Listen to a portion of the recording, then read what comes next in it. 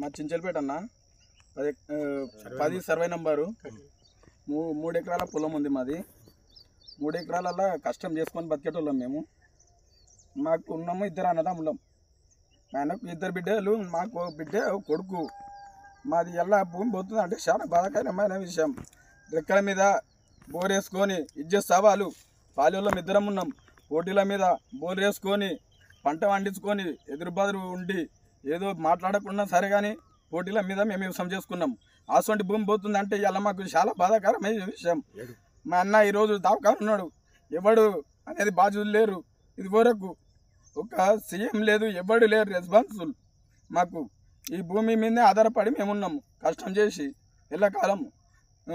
మాది ఉన్నది 3 ఎకరాలు. ఆ భూమి పోయినాక మేము మా బిడ్డలు ఇప్పుడు ఆమె డిగ్రీ, ఆమె 10th, ఆమె పెళ్ళిళ్ళు చేయాలంటే మాకు భూమి మీదనే ఆధారం.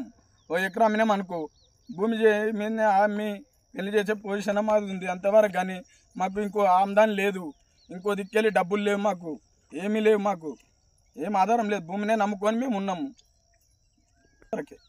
అటువంటి భూమి మీరు గుంజుకుని అనుకో, మా భూమి మాకే ఉండాలి. మాకు RRR అవసరమే లేదు. ఈ RRR అనేది మాకు ఎందుకు అవి అని. మా భూమి మంచి పంట వండే భూమి, 3 పసాలు పంట వండే భూమి మాది. 3 పసాలు వండే భూమి ఎలా గుంజుకుంటే మేము ఎక్కడ పోవాలి, ఏం చేయాలి? మా బాధ అనేది మాది లాల్చుకు వస్తే మందు డబ్బా ఇచ్చి మా శివాల మీదకి వెళ్ళి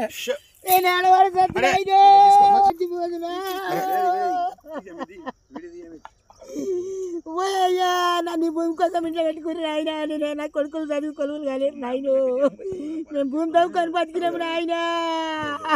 నేను ఎక్కడ వెళ్ళిపోదు, నేను ఏడవలసత్తు